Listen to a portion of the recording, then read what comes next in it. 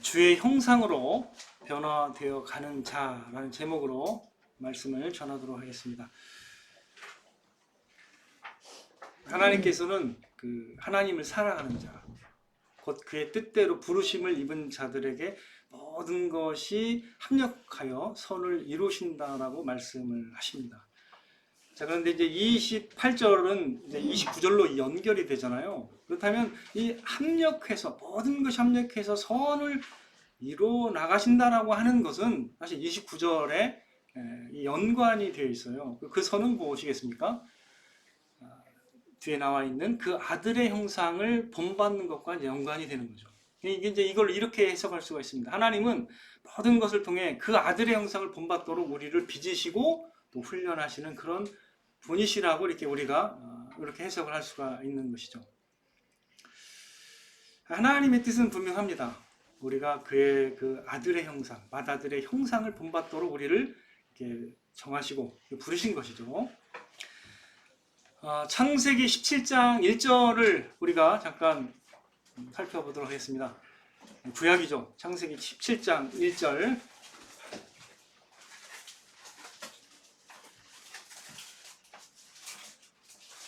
창세기 17장 1절을 우리가 한번 이것도 읽어보겠습니다. 시작. 아브라함이 99세 때에 여호와께서 아브라함에게 나타나서 그에게 이르시되 나는 전능한 하나님이라 너는 내 앞에서 행하여 완전하라. 이렇게 이제 말씀하십니다. 그 하나님의 그 우리를 향하신 뜻이 뭐냐면 이 아브라함을 향한 그런 뜻과 동일해요. 우리가 하나님 앞에서 완전하게 되시기를 바랍니다. 이거는 변함은 없습니다.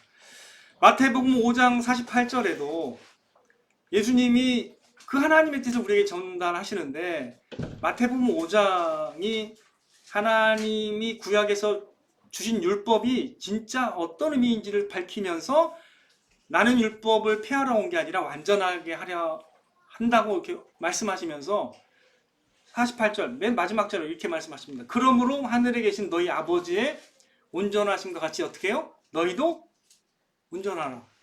우리가 이렇게 온전하게 돼야 되는데 그 온전하게 되는 그 기준이 하나님이세요. 이게 원래 하나님이 그 수준이 되게 높으세요. 우리를 하나님의 형상으로 지으시고 본래는 하나님의 형상대로 온전하게 되기를 원래는 바라세요. 근데 어때요? 이 하나님의 의도는 어디에서 깨졌습니까? 본래 에덴 동산에서 첫 인간인 아담과 하와에서 이미 깨졌어요. 이게 안 돼요. 하나님이 그렇게 바라셨지만 이제 이게 깨지는 거죠. 그런데 과연 하나님이 갑자기 창세기 17장에서도 이 아브라함에게 이걸 말씀하시는데 그럼 뭐예요 이게? 그러면 아브라함이 하나님 앞에서 완전하게 행할 것을 기대하시면서 과연 스스로 힘으로 그렇게 완전하게 될 것을 기대하시면서 이렇게 말씀하신 건가요? 이렇게 의문이 이제 들죠. 저는 이제 사실 이 말씀을 굉장히 좋아했던 것 같아요. 예수님을 이제 본격적으로 배우기 시작했던 그 대학교 시절에 이 말씀이 마치 이 말씀은요, 하나님께서 아브라함에게 축복을 주시는 말씀이 동달아서 이렇게 나오기 때문에 되게 마치 이 말씀을 잘 이렇게 순종하면 이 복이 오는 것처럼 저는 이렇게 해석했던 것 같아요. 창세기 12장에도 이런 그 복이 나오지만 창세기 17장에도 이렇게 복이 나오면서 이렇게 이어지는데 그 전에 이게 나옵니다. 저는 이제 이 복음을 깊이 있게 이해하지 못했을 당시이기 때문에 굉장히 이것을 이제 암송 구절에 써가지고 막 그냥 외우기도 하면서 되게 좋아는 했는데 왜냐면 그 축복의 말씀이 함께 나오니까 뭐 너는 큰 민족을 내가 번성하게 하겠다 하면서 약속이 나오고 막 하기 때문에 근데 저에게 큰 괴리감을 또 주는 말씀이기도 했습니다. 너는 내 앞에 완전하라? 그렇게 하려고 노력하면 할수록 안 되는 거예요. 그게 안 되는 거예요. 이게 내 죄성만 발견하게 되는 것이죠. 굉장히 좋아하면서도 괴리감을 줬던 그런 말씀입니다. 그러나 이제 복음을 깨닫고서 이 말씀이 복음의 참된 관점에서 이제 해석이 되니까 그때는 이제 올바로 해석하면서 이게 이제 균형을 잡아갔지만 그 전에 참 이게 어려웠어요. 우리가 아브라함의 제가 예를 드는데, 아브라함은 사실은 창세기 15장에 이미 6절에 이제 먼저 이렇게 하나님이 말씀하시죠. 아브라함이 여호와를 믿으니 여호와께서 이를 그의 의로 여기셨다라고 먼저 이제 말씀하십니다. 아브라함이 행위로 하나님 앞에서 완전하게 되어서 이렇게 뭐 구원받은 것이 아니고 하나님을 믿었기 때문에 그 믿음으로 그가 의롭다함을 받은 것이죠. 그래서 이제 로마서 이제 4장에는 이런 아브라함의 그 어떤 믿음을 이렇게 이제 해석합니다. 로마서 4장 2절 3절에 만일 아브라함이 행위로서 의롭다 하심을 받았으면 자랑할 것이 있으려니와 하나님 앞에서는 없느니라. 성경이 무엇을 말하느냐?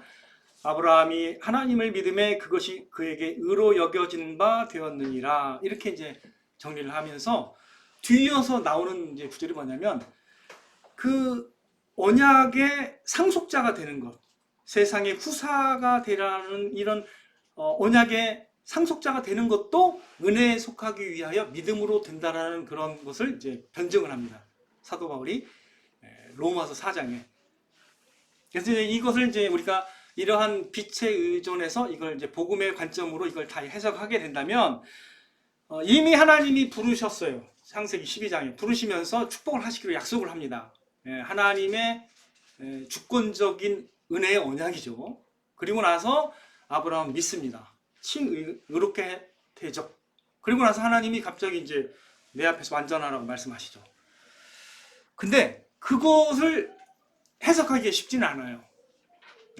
그건 제가 나중에 더 설명을 드리겠고, 그리고 이제 창세기 22장에 이제 17장에 이렇게 말씀하신 다음에 22장에 이제 요구를 하십니다. 상당히 어려운 요구를 하시죠. 이거 뭐예요? 우리가 잘 아는 내 아들, 내 사랑하는 독자 이삭을 데리고 모리아 땅으로 가서 내가 내게 일러준 한 산 거기서 그를 번제로 드리라. 이렇게 말씀하시죠. 어떻게 여러분이 자연인인데 이걸 할 수 있겠습니까? 여러분이 성령의 감동받고 성령의 인도하심을 받지 않는다면 결코 이걸 할 수가 없습니다. 장담하건대 원래 할 수가 없어요. 본인이 죽으면 죽었지 자기 자녀를 이렇게 번제로 드릴 수가 없습니다. 그게 원래 하나님 뜻이 아닙니다. 본래도 이것은 하나님이 하실 일을 얘기하는 거고 또 복음의 내용을 얘기하는 거죠. 칭의 다음에 하나님이 물론 성화와 영화에 해당되는 계명을 주셨습니다. 너는 내 앞에 행하여 완전하라는 하나님의 우리를 향한 지시 같기도 하지만 결국 그건 하나님이 하실 일이에요. 그건 결국 구원을 통해서 하나님 그렇게 완전하게 우리를 바꾸십니다. 그리고 순종하시는 것도 사실은 그리스도를 이게 의미하는 거예요. 그리스도가 이제 결국 완전한 순종을 통해서 하나님이 그걸 받으시고 우리가 그리스도 안에서 모든 사람이 그렇게 되는 것을 여기서 미리 이제 그림자로 하나님이 하시는 구원 사역을 여기서 보여주고 계십니다. 물론 아브라함은 선택받아서 그렇게 하나님의 감동하심으로 그렇게 순종하죠. 물론 아브라함이 완전하기 때문에 그런 건 아니죠. 그건 이미 성경에서 얘기하고 있는 바죠. 아브라함이 행위로서 의롭다 하심을 받을 수 있느냐? 결코 그럴 수 없다고 얘기하고 있고 자랑할 게 없다고 말씀하고 있습니다. 자, 그렇다면 이제 우리가 주님의 형상을 닮아 나가는 것도 그의 구원 사역 안에 큰 그 맥락에서 봐야 되는데, 예수님을 믿으면 우리가 분명히 이게 목표가 있고 방향이 있는데 주님은 우리를 그의 맏아들의 형상을 본받도록 하기 위해서 미리 이렇게 계획하시고 이렇게 인도하신다고 말씀하셔요. 모든 것이 합력해서 이렇게 우리가 주님의 형상을 본받도록 이렇게 우리를 이끄신다라고 말씀을 하고 계십니다. 자, 그렇다면 우리의 제목처럼 주님의 형상, 우리가 주님의 형상을 조금 우리가 좀 생각을 해보죠. 시편 기자는 예수님이 오기도 전에 이렇게 말씀을 합니다. 시편 17편 15절. 자, 시편 17편 15절 한번 보겠습니다. 시편 17편 15절. 자, 제가 읽을게요. 한번 여러분들 같이 보세요. 시편 17편 15절. 나는 의로운 중에 주의 얼굴을 배우리니 깰 때 주의 형상으로 만족하리이다. 주님의 얼굴과 형상 이걸 나오는데 내가 아침에 이제 깰 때 주의 형상으로 만족하겠다라고 이렇게 고백을 하는 거죠. 이 사람의 그 어떤 간절한 바람은 주님의 형상을 보고 또 기뻐하는 거예요. 이게 신앙의 본질입니다. 시편 9편 2절로 앞으로 조금만 당겨 보시면 시편 9편 2절로 보겠습니다. 자, 이게 다윗인데 이것도 다윗의 시에 이렇게 표현합니다. 내가 주를 기뻐하고 즐거워하며 지존하신 주의 이름을 찬송하리니. 예, 시편 9편 2절. 주님을 기뻐하고 즐거워하고 지존하신 주의 이름을 찬송한다 했습니다. 그러니까 주님의 어떠함을 계속 기뻐하고 즐거워하고 찬송하는 것이죠. 예. 주님을 만나지 않고서야, 주님의 어떠함을 경험하지 않고서야 어떻게 찬양이 나오겠습니까? 그분이 어떠하다고 어떻게 찬양을 하시겠습니까? 그죠? 이 신앙은 결국 주님의 어떠함을 보고 기뻐하고 사모하면서 그분의 어떠함을 이제 본받아 나가게 돼 있는 것이죠. 예. 복음의 사역은 주님의 어떠함이 얼마나 아름답고 영화로운지를 우리로 하여금 이제 보게 해주는 통로가 되는 것이죠. 예. 우리가 갖고 있는 예배는 뭐예요? 이 예배 시간을 통해서 무엇을 기뻐하는 거죠? 누구를 기뻐하는 거예요, 지금? 예배 시간을 통해서 누구를, 어떤 대상을 우리가 기뻐하고 즐거워 찬양하는 것이죠? 그분이죠. 하나님, 주님의 이름, 그분의 어떠하심을 우리가 보고 기뻐하고 누리는 시간이 이제 예배 시간이 되는 것이죠. 그래서 역대상 16장 11절에도 이렇게 우리에게 권면합니다. 여호와와 그의 능력을 구할지어다. 항상 그의 얼굴을 찾을지어다. 그분의 그 얼굴, 그분의 어떠하심을 알고 찾으라고 이렇게 우리에게 권면하고 계시는 거죠. 제자들이 예수님을 처음 어떤 분인지 이제 한번 관심 갖고 모였을 때 제자들이 예수님을 만나게 된 다음에 어떻게 증언했어요? 막 와보라고 얘기했죠. 그러면서 이제 예수님 만나자, 우리가 메시아를 만났다 하면서 이렇게 증언했습니다. 그때 예수님을 쫓아서 막 제자들이 왔는데 그때 이제 예수님 어디로 가시나이까 할 때 뭐라고 했죠? 예수님이 와보라고, 와서 내가 어떤 사람인지 이렇게 보라고 이렇게 말씀하시잖아요. 초청을 와보라 이렇게 말씀하시잖아요. 성경은 주님이 어떤 분인지 우리에게 소개하면서 그를 보도록 초청하는 거죠. 그래서 제가 처음에 말씀드릴 때 마태복음 11장 29절 말씀드렸잖아요. 누구든지 28절 29절 누구든지 뭐라 했습니까? 수고하고 무거운 짐진 자들아 다 내게로 오라 초청하잖아요. 그죠? 내게 와서 배우라고 초청했잖아요. 주님을 알고 경험하게 되면 어떻게 될까요? 결국 주님을 알고 경험하게 되면 주님의 형상을 우리가 담게 되죠. 그래야 주님의 제자라고 불리는 거죠. 주님의 아름다운 형상을 본받게 되는 과정. 이게 이제 제자도의 핵심인데 우리가 무슨 어떤 행위나 세미나를 했다고 제자도가 되는 게 아니에요. 이게 보통 사람들은 어떤 세미나를 해야 물론 지식을 좀 배울 수는 있죠. 그 강의나 뭐 세미나를 통해서 좀 배울 수는 있습니다. 근데 그거하고 본질적으로 그걸 했다고 해서 마스터했다고 무슨 제자가 되고 그런 건 아니에요. 제자가 되는 건 믿으면 되는 거예요. 네, 믿으면 되는 거예요. 제자도 하고 예수님 믿는 거 이거를 구분을 하는 게 잘못된 겁니다. 잘못된 제자도예요. 예. 믿으면 그분을 따르게 돼 있습니다. 예. 믿으면 그분을 순종하게 돼 있어요. 예. 이게 이제 하나님의 복음의 능력이고 이게 하나님이 행하시는 능력입니다. 그래서 우리가 주님의 형상을 본받아 나가는 건 이거는 뭐 성경에서 가르쳐 주는 예수님을 믿는 자들에게 자연하게 이어지는 이런 진리죠. 이거는 뭐 제자들만 예수님의 형상을 본받고 신자는 예수님 믿으면 그 사람들은 아직 적급의 그리스도인이기 때문에 그게 안 나타난다. 이게 천만의 말씀입니다. 잘못 가르쳐 주는 거죠. 무슨 어떤 행위를 세미나나 뭘 해서 이렇게 제자로 빚어지는 게 아닙니다. 뭐 훈련 과정 거쳐야 되는 게 아닙니다. 믿으면 제자입니다. 제가 늘 말씀드렸죠.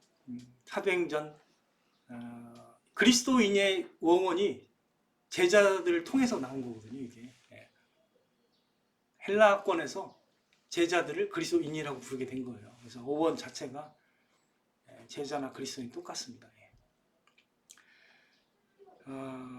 성경은 계속 이렇게 말씀하고 있어요. 주님의 얼굴을 찾고 주님의 형상을 닮아가도록 계속 구약에서도 얘기를 하는 거죠.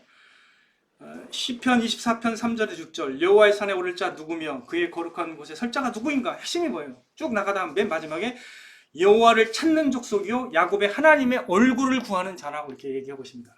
즉 하나님 앞에 서게 되는 사람은 주님이 어떤 분인 줄 알고 주님의 형상을 아는 사람이에요. 주님의 형상을 아는 사람이죠. 예수님은요 주님의 형상을 모르는 사람은 진정한 하나님의 백성이 아니라고 단언합니다. 요한복음 5장에 나와요. 너희는 너희 마음속에 하나님의 말씀이 없고 그 형상을 본 적도 없으며 하나님을 사랑하지도 않는다고 딱 선언하십니다. 그죠? 여러분들 그래서 형상이라는 것 주님의 어떠하심을 아느냐 모르느냐 되게 중요한 거예요. 그게 주님을 안다는 뜻이에요. 그게. 주님을 알게 되고 주님을 닮아가게 되는 거죠. 동일한 겁니다.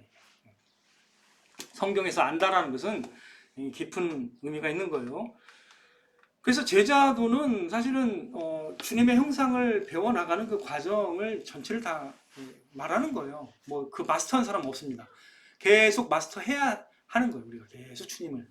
이 과정은 우리의 전체 신앙 과정인 것이지 어떤 사람이 뭐 엄청난 훌륭한 제자네 이렇게 쉽게 단언할 수가 없어요. 저조차도 마찬가지. 저도 그 과정 중에 있는 사람입니다. 하나님의 백성이요, 그리스도인이요, 제자인 것이죠. 자, 그렇다면 우리가 무엇이 아름다운 주 형상인지를 우리가 어떻게 알아서 어떻게 그 과정을 이렇게 밟아가겠어요? 어떻게 성경에서는 어떤 분명히 힌트를 주었을 텐데요, 그죠? 성경에서는 주님의 어떠하심을 이해하고 깨닫도록 성령께서 이렇게 조명해 주세요. 성령께서. 그래서 성령께서는 주님의 아름다운 열매를 맺어갈 수 있도록 이렇게 우리를 이끄십니다. 그래서 갈라디아 5장 22절 23절에 성령 열매에 대해 설명하고 있잖아요. 오직 성령 열매는 하면서 사랑과 희락과 화평과 오래 참음과 자비와 양성과 충성과 온유와 절제니 이렇게 말씀하고 계시죠.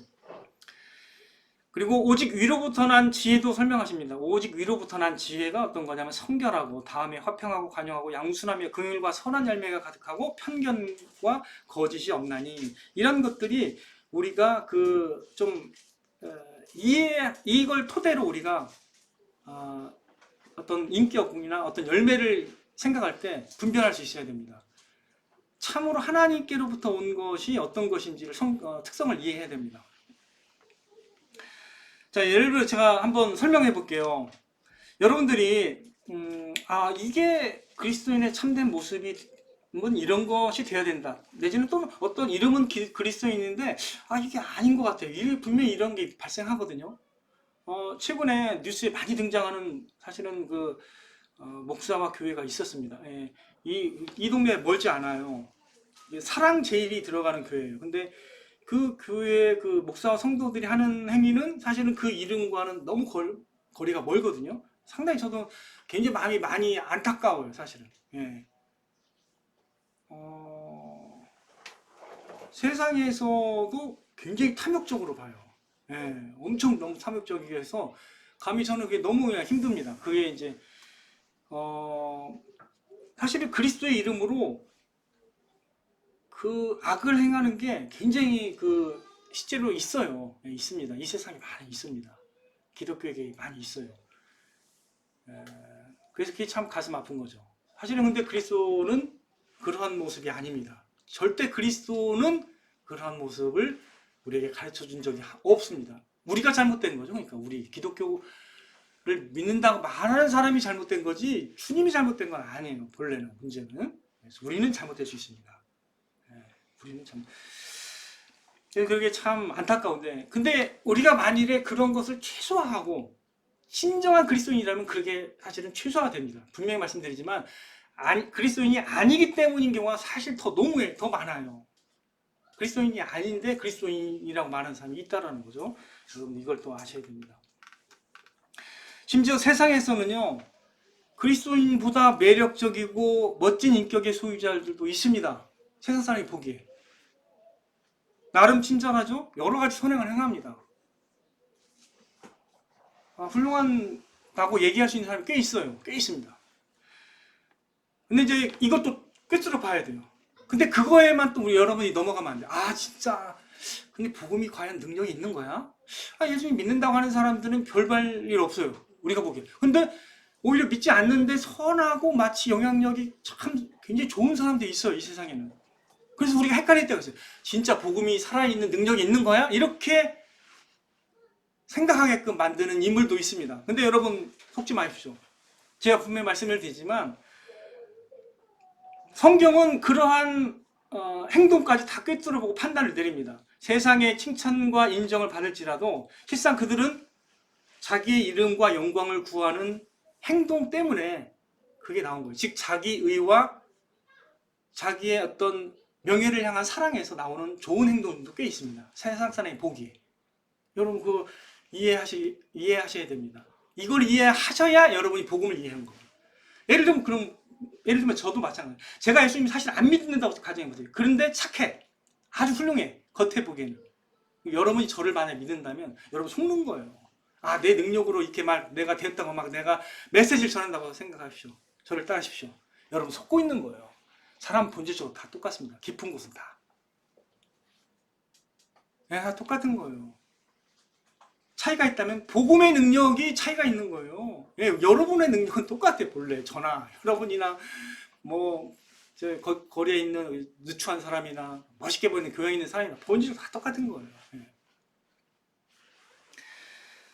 성경은요, 그런 아무리 훌륭한 사람인 것 같이 보이는 사람조차도 그의 의가 다 더러운 옷과 같다라고 선언하십니다. 그럼 참된 도덕이 어디에 나오는 거예요? 어디에 있는 겁니까? 참된 도덕은. 여러분들.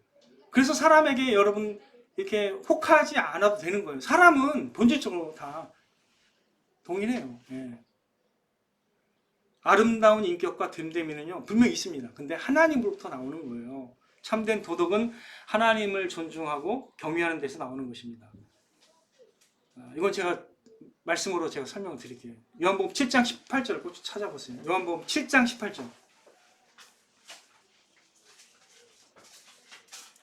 요한복음 7장 18절. 이게 중요한 말씀입니다. 제가 늘 종종 사실 인용하는 말씀이니까 여러분들이 아실 거라고 보는데요. 요한복음 7장 18절 말씀 찾으셨으면 같이 읽겠습니다. 자, 집중해서 같이 시작. 스스로 말하는 자는 자기 영광만 구하되 보내신 이의 영광을 구하는 자는 참되니 그 속에 불의가 없느니라. 하나님께서 사실은 온 우주의 실제십니다. 그만이 스스로 존재하는 분이시고 그만이 모든 것의 그 기초를 설정하시고 그분이 모든 것의 기준을 잡으신 분이에요. 하나님에게서 도덕이 나와요. 근데 그렇기 때문에 예수님조차도 하나님과 동등됨을 취하실 수 있는 분이시지만 자기를 비우셨고 이렇게 말씀하십니다. 보내시는 이의 영광을 구하지 않으면 그 속에 불의가 있게 된다고 얘기하시는 거예요. 완전히 순전한 자가 어디 있습니까? 완전히 사심이 없는 자가. 이 무슨 말씀인지 좀 어려울 수 있습니다. 근데 여러분들 완전히 순전한 자가 이 세상에 있어요, 없어요? 나의 뜻은 이렇게 깨끗하고 의로웠기 때문에 여러분 저를 믿으십시오. 저는 순결합니다. 저는 순전한 도덕을 가지고 있습니다. 라고 얘기할 수 있습니까? 나의 이성과 나의 행위는 순전합니다. 이렇게 얘기할 수 있어요? 이게 불가능하다는 거예요. 세상 철학은 거기에서 인간론이 잘못된 거예요. 칸트도 잘못된 겁니다. 순수 이성 비판 잘못된 거예요. 불가능합니다. 그 속에 불의가 있게 되는 거예요. 스스로 말하는, 우리는 다 스스로 말하잖아요. 자기 생각을 떠올리잖아요. 자기 개념을 가지고 만들잖아요. 창조하잖아요. 다 자기 의도를 갖고 숨기고 이렇게 유도하잖아요, 사람한테. 이게 다 있어요, 다 있지, 이게. 하나님에게서 참된 도덕이 나오기 때문에 예수님이 왜 불의가 없는지 아세요? 그분은 하나님이시고 죄가 없습니다. 그럴 뿐만 아니라 그분의 의도는 온전하게 하나님의 영광을 구하기 때문에 그의 행동은 더럽혀지지 않습니다. 하나님의 뜻이 순전한 뜻이 그대로 흘러서 순전한 도덕이 되는 겁니다. 근데 우리는 그렇지 않아요. 절대 그렇지 않습니다. 저도 저의 어린 시절 보면 다 의도가 있어요. 왜 이렇게 말하나? 왜 이렇게 친절하게 말하나? 아, 의도가 있습니다. 예. 하나님의 어떤 순전한 사랑이 있지 않아요, 저도. 예. 자, 예수님은 철저히 하나님을 경외하면서 하나님의 영광을 구하시기 때문에 그 뜻대로 구하십니다. 예, 행하셨습니다. 그래서 예수님이 요한복음 8장 55절에 나는 그를 알고 또 그의 말씀을 지키노라 이렇게 말씀하십니다. 나는 그의 뜻을 알고 그의 말씀을 지키노라. 예수님은 순종하십니다. 예, 그리고요 하나 더 찾아보겠습니다. 요한복음 5장 30절 되게 중요한 말씀인데 요한복음 5장 30절 같이 찾아보겠습니다. 요한복음 5장 30절 같이 읽겠습니다. 이거 중요한 말씀입니다. 시작. 내가 아무것도 스스로 할 수 없노라. 듣는 대로 심판하느니 이는 나의 뜻대로 하지 않고 나를 보내신 이의 뜻대로 하려 함으로 내 심판은 의로우니라. 예수님의 심판이 의로운 게 왜 그러냐면요. 순전하게 하나님의 뜻이 그대로 내려오기 때문에. 하나님이 원래 순전하시기 때문에 그게 그대로 내려오기 때문에 예수님이 하는 심판도 의로우신 거예요. 그러니까 이게 왜 예수님이 이런 말을 하시는지 이해하시겠죠? 우리는 다 그런 사람이 아니에요. 다 우리 안에서 왜곡됩니다. 하나님의 뜻이 왔다가 튀겨나가요. 그리고 저도 마찬가지예요. 저 자체가 순전한 게 아니라 하나님의 말씀이 순전하기 때문에 그냥 나가서 성령으로 여러분의 마음에 하나님의 뜻임을 밝히는 것 뿐이지 제가 무슨 뭐 있어가지고 나가는 게 아니잖아요. 네. 똑같아요. 참된 도덕은 사실은 하나님에게 있는 거예요. 자, 여러분들 이 예수님의 이 요한복음 5장 30절의 고백을 생각할 때 내가 아무것도 스스로 할 수 없다라고 말씀하세요. 이거는 우리 문화와 사상에 낯설거든요. 오늘날 누가 아무것도 할 수 없다라고 말하면 이거는 무슨 이게 강박 의존증이야? 이렇게 생각하지 이게 무슨 아름다운 인격으로 보지 않거든요. 그죠? 예수님의 모습이 참으로 아름답고 겸손한지는 성령을 통해서 그래서 깨달아지는 거예요. 보통 사람은 이게 무슨 말이냐 이렇게 보죠. 예수님의 이런 겸손과 이렇게 어떤 자기 비하를 이해할 수 없습니다. 이것은 예수님은 하나님의 주권과 지혜와 영광을 존중하시기 때문에 이렇게 말씀하고 계시는 것입니다.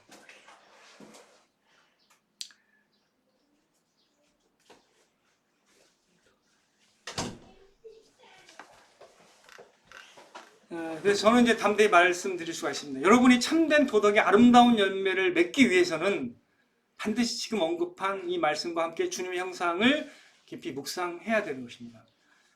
참으로 불의가 없고 순전한 행동을 오직 주님만이 하실 수 있다라는 것.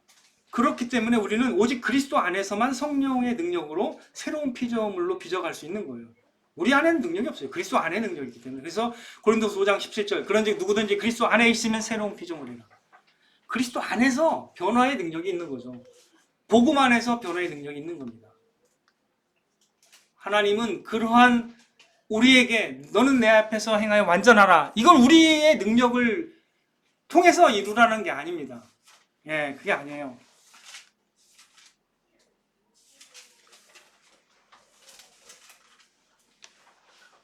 그리스도인으로서 신학 경력도 많고 화려한 사람들 가운데 나이가 들면서 굉장히 더 완고해지는 걸 보게 돼요. 이런 것은 사실 일어나면 안 되는 거예요. 근데 종종 그런 게 일어나거든요. 이거는 뭔가 부족한 거예요. 뭔가 복음에 대한 이해가 부족한 겁니다. 진짜 그리스도인이면요 나이가 들면서 더 경직되고 완고해지지 않습니다. 더 부드러워질 수밖에 없어요. 분명합니다.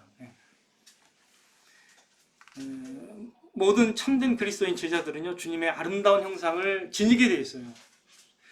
물론 본인의 개성도 있습니다. 이거 하나님이 지으심에 대해서 인정해야 돼요. 그 개성이 있습니다. 개성도 아름답게 나타날 수 있어요. 하지만 본질적으로 주님의 어떠하심이 더 나타나는 거지 자신의 개성이 막 강하게 다른 사람을 압도하면서 자기 주장을 하게 되지 않습니다. 여러분 꼭 그걸 판단하셔야 돼요. 그거 아셔야 돼요. 그래서 여러분의 모습도 이렇게 자기의 모습은 점점 죽어가야 돼요. 그래서 아름다운 주님의 형상이 나타나야 됩니다.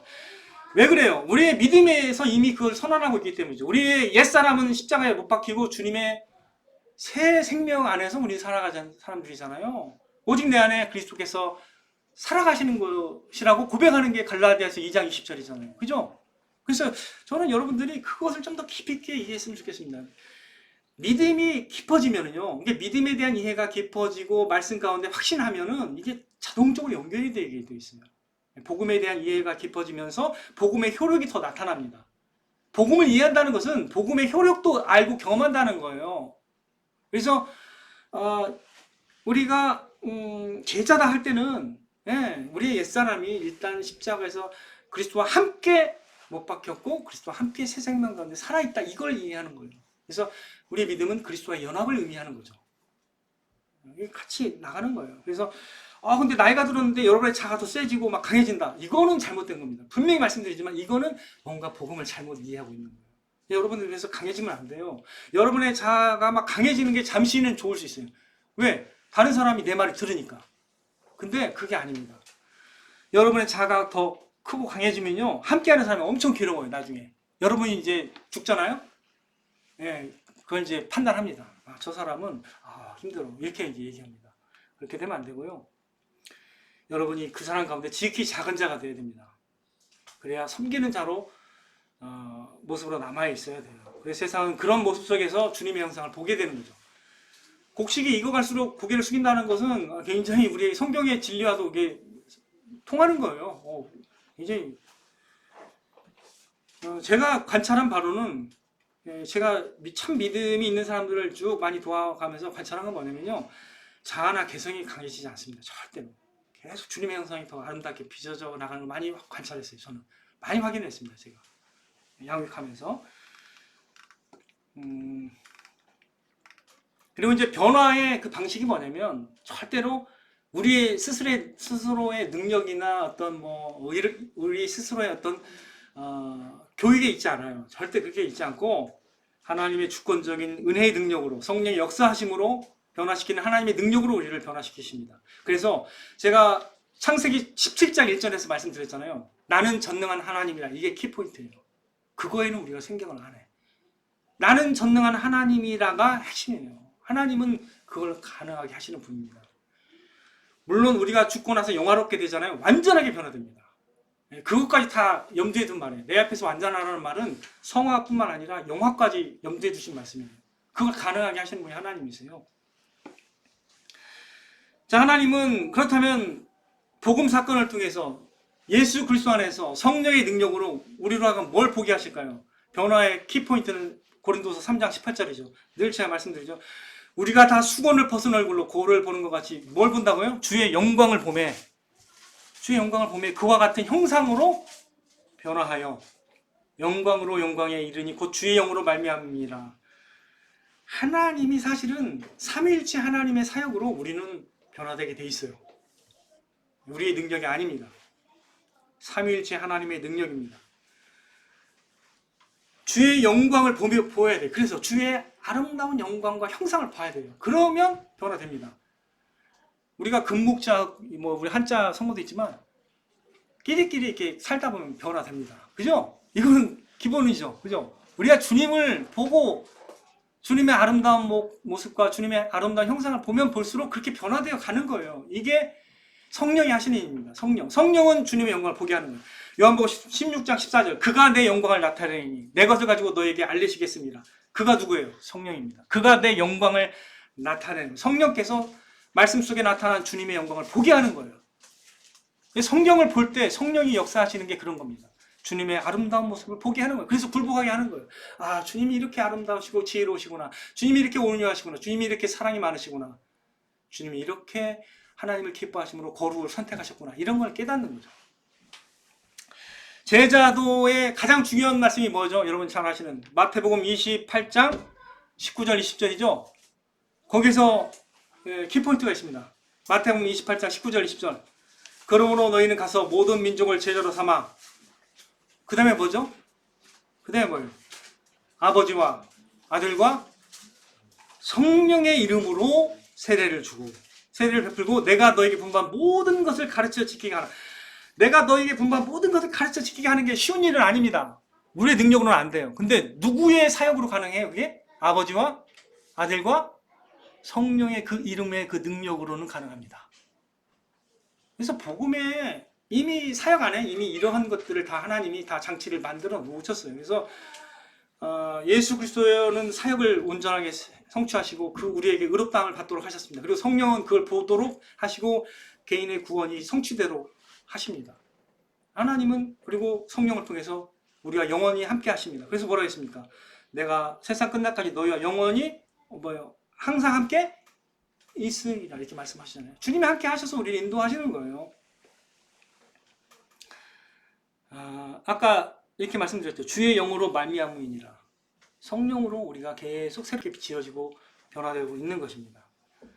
모든 은혜의 하나님이 우리를 친히 온전케 하신다는 걸 꼭 기억하세요. 베드로전서 5장 10절. 그래서 복음의 그 사건 안에 하나님이 그 복음의 효력과 그 능력을 다 그리스도 안에서 담아 놓으셨어요. 우리의 적용은 어떻게 해야 될까요? 우리의 적용은 그 복음을 믿고 그냥 일어서면 돼요. 그리스도인 제자는 주님의 형상을 닮아 나가야 되는 것이죠. 복음의 능력 안에서 가능합니다. 그래서 우리가 위대한 자아가 되려고 하지 마시고 그냥 영광스러운 주의 형상으로 덧입기 위해서 힘써 나가기를 노력해야 됩니다. 우리 자녀들도 마찬가지예요. 우리 자녀들이 막 그냥 지 자아가 최고가 될 수 있도록 막 이렇게 부추기면 안 돼요. 그럼 자기 중심의 세계를 계속 세계관을 갖게 됩니다. 뭐든지 자기 중심으로 돌아가야 돼요. 나중에 자기가 고생합니다. 그리고 전혀 예수님의 모습이 안 나타나는 그런 사람에게는 분명히 말씀드리지만 겸손해야 돼요. 겸손하게 변화돼요. 그러려면 어떻게 돼요? 복음이 심겨야 돼요. 여러분 자녀들의 이게 쉬운 일이 아닙니다. 이게 그냥 예배 드리고 하면 자동으로 될 것 같지만 꼭 그렇진 않아요. 여러분이 또 간절히 기도해야 됩니다. 기도하고 가르쳐야 됩니다. 그래서 여러분들이 가만히 있으면 그냥 복음의 능력 안에서 변화될 것 같다 이렇게 제가 말하는 게 아니에요. 은혜 안에서 훈련해야 돼요. 훈련하지 말라는 얘기가 아닙니다. 은혜 안에서 하나님의 주권적인 은혜 안에서 훈련해야 됩니다. 이게 균형된 거예요. 사도 바울이 뭐라고 했죠? 내 안에서 역사하시는 그 능력을 따라 어떻게 해요? 힘을 다하여 수고한다고 했잖아요. 하나님의 그 능력 안에서 수고한다고 했어요. 이 두 가지가 같이 가야 되는 거죠. 항상 치우치면 안 됩니다. 여러분의 옛사람이 십자가에 못 박혀 죽었고 지금의 우리 자신은 그리스도 안에서 새로운 피조물로서 살아가는 존재임을 꼭 기억해야 됩니다. 그리고 여러분이 예수님을 따라가는 제자임을 기억해야 됩니다. 주님의 아름다운 형상을 계속 생각해야 돼요. 여러분들 나의 어떠함을 생각하면 안 돼. 계속 그러면 옆에 주변을 피곤하게 해요. 여러분의 나는 이런데 계속 이런 말을 해서 상대방을 제압하려고 하는 거죠. 그러지 말라는 거죠. 제발 자기 얘기를 너무 막 하려고 하면 나는 이런데 계속 이렇게 얘기하면은 어려워져요. 애들이 자기중심적인 세계관을 계속 이제 형성하게 되죠. 괴물이 됩니다. 나중에. 그러지 말고 우리가 할 수만 있으면 그냥 주님을 좀 본받으려고 노력하면 돼요. 그렇게 본받으려고 노력하면요 어느 순간에 애들이 그걸 알아요. 아빠 엄마는 그래도 좀 이렇게 주님을 이렇게 닮아가려고 노력하는 분이다. 이걸 깨달아요. 그것만 전해줘도 사실 훌륭한 건데 저와 여러분이 말씀 가운데 그래서 그런 주님의 형상을 많이 더 보고 계속 묵상하고 그걸 기뻐하는 가운데 주님의 형상을 닮아 나가심으로써 이 세상 가운데 주의 향기를 발하시는 저와 여러분 되시기를 주님의 이름으로 축원을 드립니다. 기도하겠습니다.